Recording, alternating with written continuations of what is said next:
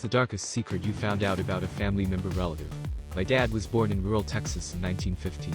He was the youngest of 10 kids, all a year apart, so his oldest sibling, Henry, was about 11 years older than him. My dad's father died in an accident not long after he was born, so Henry became the man of the house at about age 11. When my dad was about 9 years old in 1924, a gang of men came through their small town, kidnapping children to work as slaves picking cotton about 400 miles away. Apparently this was not an unusual occurrence at the time. My dad and 2 of his siblings were taken. Henry, who was now 18, came home from working on a cattle drive about a week later, and found his mother hysterical about the kidnapping of 3 of her children. Being the man of the house, at age 18, Henry strapped on his father's 6 guns, dual holsters, 1 on each hip, and set out to get his 3 siblings back. He gathered clues about the gang from other townsfolk who also had children stolen. He headed east to where he was pretty certain the kids were taken, riding in empty train boxcars, and even on the roofs of moving trains. It took him several weeks, but through talking to locals along the way who heard rumors of child abductions, he finally narrowed down to a few cotton farms where he thought the kids were. My dad, who was 9 years old at the time this happened to him, had tears in his eyes when he told me this part of the story. He and 2 of his brothers, along with about a dozen other kidnapped kids, had been held captive on this cotton ranch for over 2 months, and had given up ever seeing home or the rest of their family again.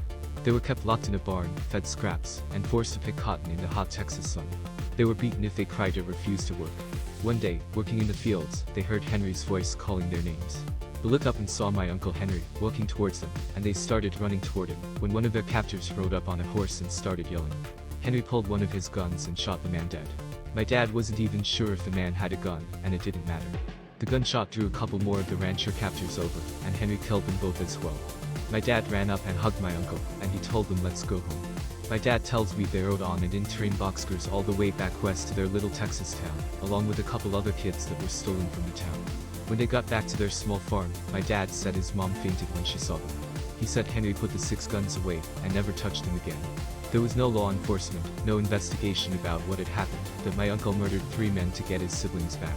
It was basically still the Wild West in Texas in the 1920s. The boys eventually all joined the Army and Navy, and all served and survived World War II. My dad didn't tell me this story until after Henry had died. I had always known my Uncle Henry as a sweet, soft-spoken, diminutive, about 5'4", maybe 100-pound man who went on to own a printing shop.